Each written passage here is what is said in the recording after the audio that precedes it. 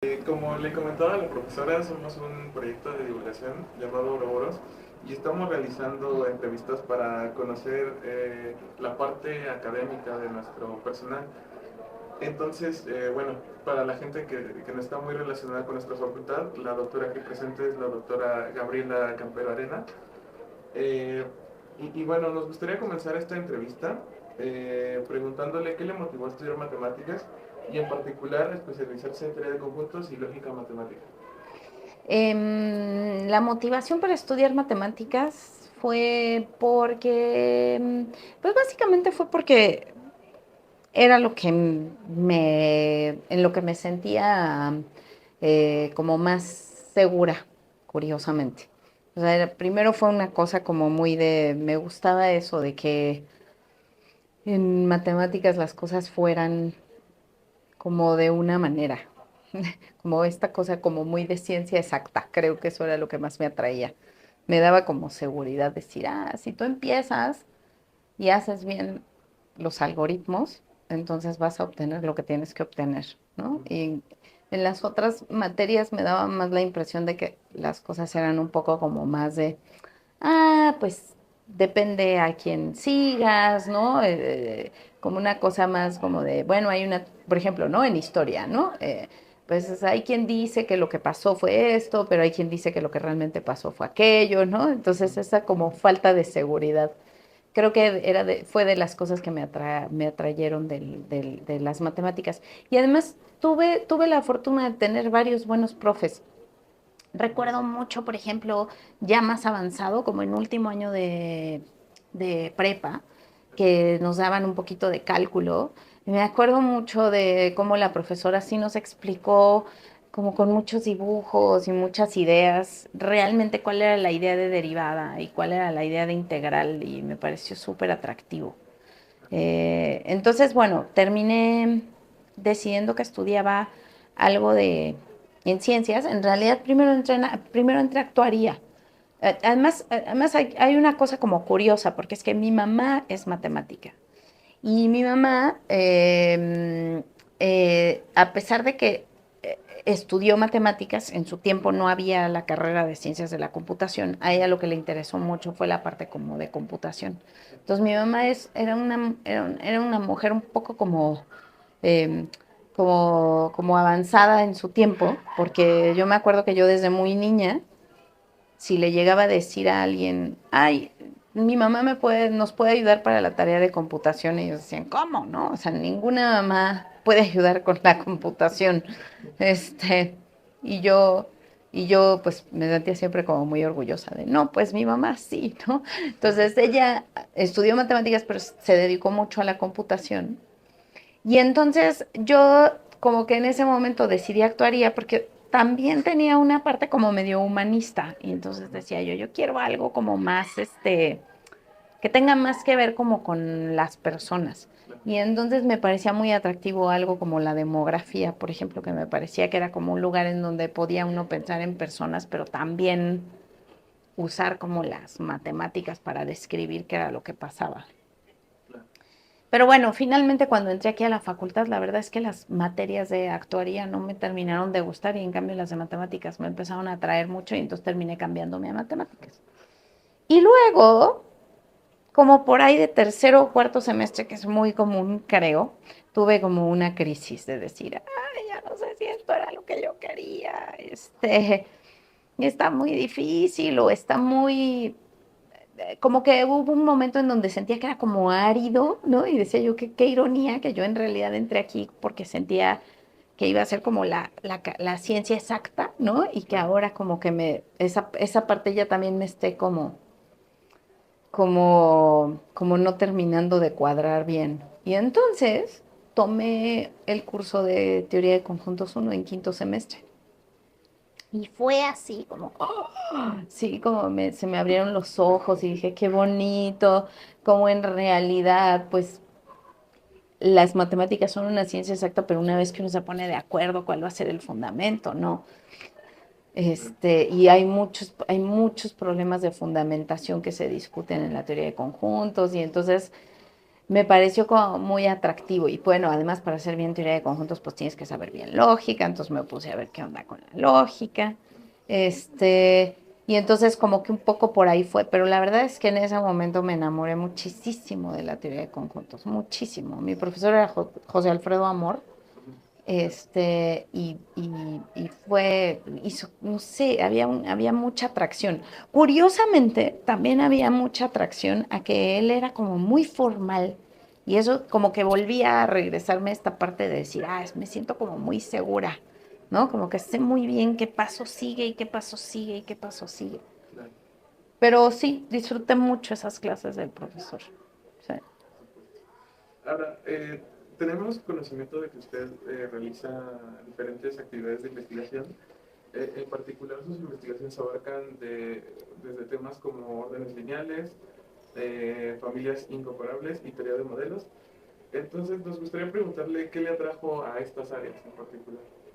Bueno, ahí sí ya es más circunstancial, ¿eh? O sea, ahí sí ya pasa que pues decides hacer el doctorado con alguien y pues es como más difícil exactamente elegir en qué lo haces, ¿no? Entonces ahí fue donde mi asesor me impulsó hacia los órdenes lineales, o más bien eso era lo que él estaba trabajando en ese momento y como que era lo adecuado para que yo me pusiera a trabajar. Este, yo me fui al posgrado al extranjero y también era como, de por sí era como adaptarse al haberse ido al extranjero.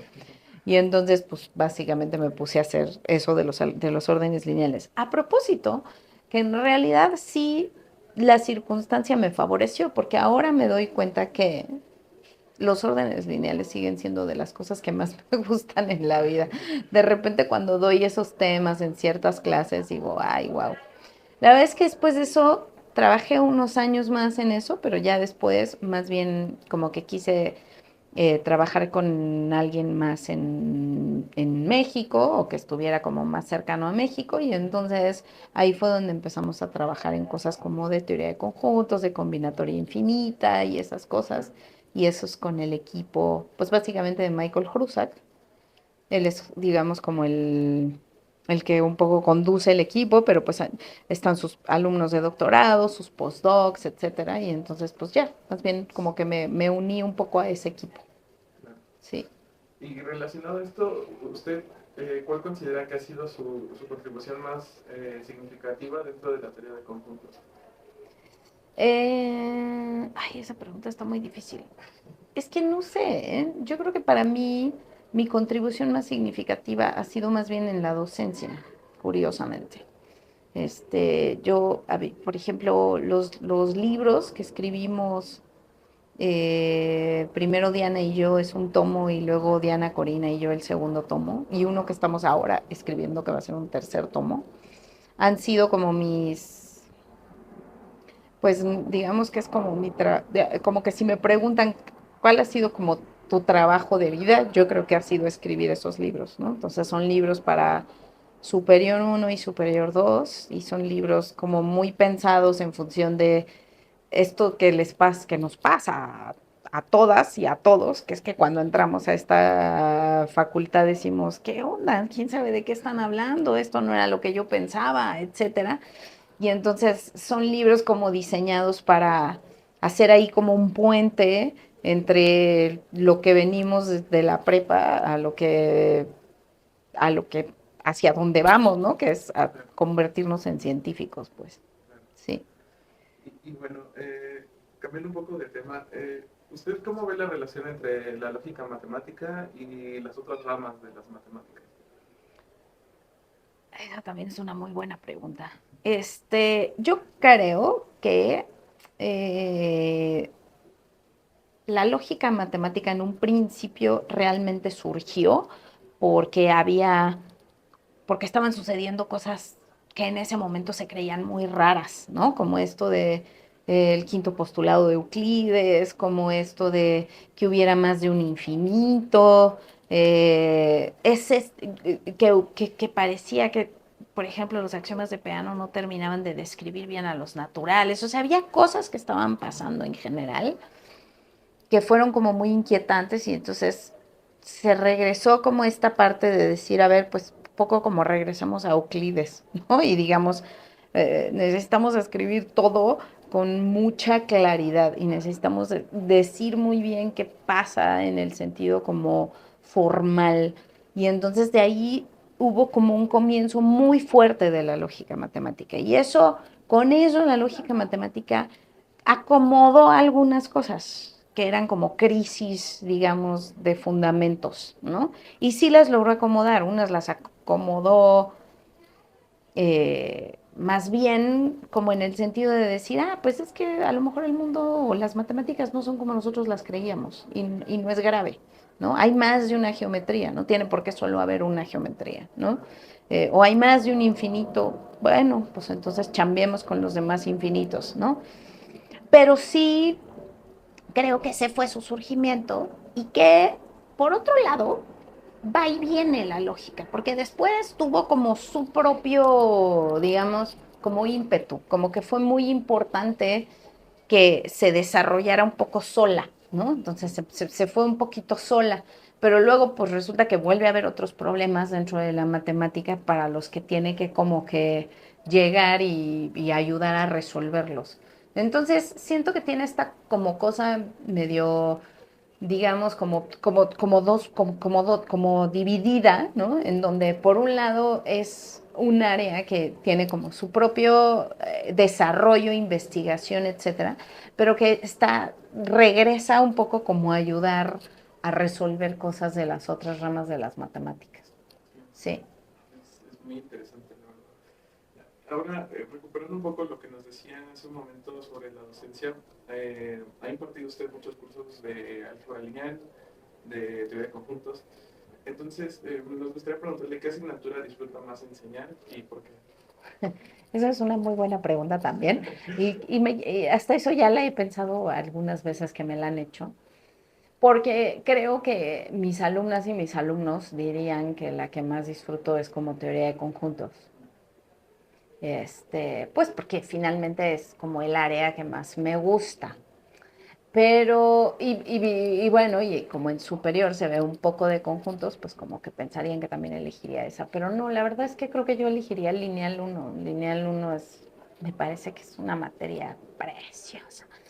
Y además es una materia que yo he ido aprendiendo mientras la he estado dando. Yo creo que yo cuando era alumna no la aprendí suficiente y creo que el haberme como obligado, porque más por ahí hubo una generación, ¿no? De chavos, chavas que me decían, no, yo quiero que, no, nosotros queremos que sí nos des lineal uno porque yo nada más daba superior uno y superior 2, ¿no? Y entonces, no, no, no, por favor, sí danos lineal uno. Y como que eso empezar ahí fue así como, ay, mira qué bonita es esta cosa tan hermosa. Y además hay una cosa que tiene álgebra lineal que es bien bonita, que ya no sé qué va a pasar con los nuevos planes de estudio, pero que sí era muy bonita, que es cuando vuelven a llegar los alumnos casi de todas las carreras. Es decir, es una materia en donde llegan tanto matemáticos como físicos, como matemáticos aplicados, como, y ya no me acuerdo si los de ciencias de la computación sí la tienen, pero de veras se vuelve una cosa, yo creo que, ya no me acuerdo, no, creo que no, creo que son los únicos que no, pero se vuelve una cosa bien linda porque como que hay mucha variedad, se vuelve muy heterogéneo el grupo y eso fíjate que lo disfruto mucho, mucho. Disfruto mucho no solo darle clase a matemáticos, la verdad. Disfruto mucho esa heterogeneidad, la paso muy bien. Pero además lineal se mete en todo, o sea, la necesitan todos en muchísimos lugares. Y entonces me parece bien padre que sea una materia como tan útil y también tan bella. O sea, le he encontrado como muchos momentos de mucha belleza, la verdad. Sí. Totalmente de acuerdo. Ujú. Entonces, hablando un poco de esto, ¿usted qué estrategias usa para motivar a estudiantes que perciben justamente al álgebra lineal o a la teoría de conjuntos como materias muy difíciles o muy abstractas? Pues yo trato de preparar mis clases con la alegría y trato de escribirles qué me parece bello de esas cosas. Como que siento que mi estrategia va más hacia motivarlos a que, es que esto es muy bello y entonces pues hay que motivarse a tratar de entenderlo más que tratar de hacerlo más fácil, ¿no? Siento que hay una cosa como de, pues es que vean que las cosas bellas pues toman su tiempo, ¿no? Como diría Mirza Hani, ¿no? La belleza de las matemáticas solo llega a sus seguidores más pacientes, ¿no? Entonces más bien como que pues trato de preparar mis clases para reflejar esa belleza y para que ellos digan y ellas digan, y yo quiero, ¿no? Yo quiero tratar de ver qué lleva a esa belleza, ¿no? Qué cosa más profunda tengo que entender a nivel matemático para ver, wow, sí, eso está precioso, ¿no? Sí. Claro. Y para ir terminando, profesora, ¿qué papel cree que juega la docencia en la formación de futuros investigadores en matemáticas? No, pues primordial, ¿no? Primordial. Este, o sea, yo cuando entré en carne propia, ¿no? O sea, yo cuando entré a la facultad, pues no creo que me quedara muy claro qué iba a hacer después, ¿no? De terminar la carrera. Pues fue tener los profesores que tuve lo que me motivó a decir, pues voy a estudiar un posgrado, ¿no? Voy a seguir como tratando de ver hasta dónde lleva este conocimiento matemático, ¿no? Dónde están como sus límites, sus fronteras, y además es una cosa que también yo creo que me enseñaron mis profesores y mis profesoras, que es como pues que no importa para dónde voltees, siempre hay algo nuevo que ver. Cualquier área de matemáticas, uno puede decir, híjole, este tema no lo he visto suficiente, entonces voy a ponerme a estudiarlo, ¿no? Entonces ese incentivo y además como esta cosa en donde uno entiende que la matemática no es algo ya terminado, es más, no es algo que una misma pueda decir, ya acabé de entender, yo qué sé, un concepto, ¿no? Inducción, ya lo acabé de entender, pues eso nunca pasa, ¿no? Luego resulta que una está en una situación más arriba, ¿no? Del conocimiento, en donde una dice, esto es como una inducción generalizada de tal tipo y este es como el primero y luego se tienen que seguir estos y entonces una dice, entonces la inducción es un concepto que me sigue apareciendo y sorprendiendo y que tengo que seguir como terminando de entender, ¿no? Y eso nunca termina, más bien, Claro, ¿no? claro. Por Sí. último, profesora, ¿qué consejos le darían a los estudiantes que quieren dedicarse a la investigación en matemáticas puras? Em, pues una es que estudien mucho. Mucho, mucho, mucho, mucho. Porque además después la vida de más adulto es bien complicada. Y entonces ya no da tiempo de regresar a estudiar las cosas que no estudia uno bien. Entonces es una cosa como, más bien el punto es, si no toman la materia, digamos, si toman alguna materia medio a medias, pues ya es bien difícil después recuperarse y sí estudiarla bien. Entonces, pues un poco como que lo que yo les diría es traten de estudiar todo a fondo, incluso las cosas que a lo mejor no les laten tanto, estudiar bien a fondo y no, digamos, no perder el tiempo llevando alguna materia que, pues no sé, que no los llame o una materia que no tenga la dificultad suficiente para entender los conceptos como claves de esa área, ¿no? Sí. Perfecto. Bueno, le reiteramos el agradecimiento para tomarse esa entrevista, profesora. Muchas gracias. Nombre, cuando quieran. Muchas gracias a ustedes.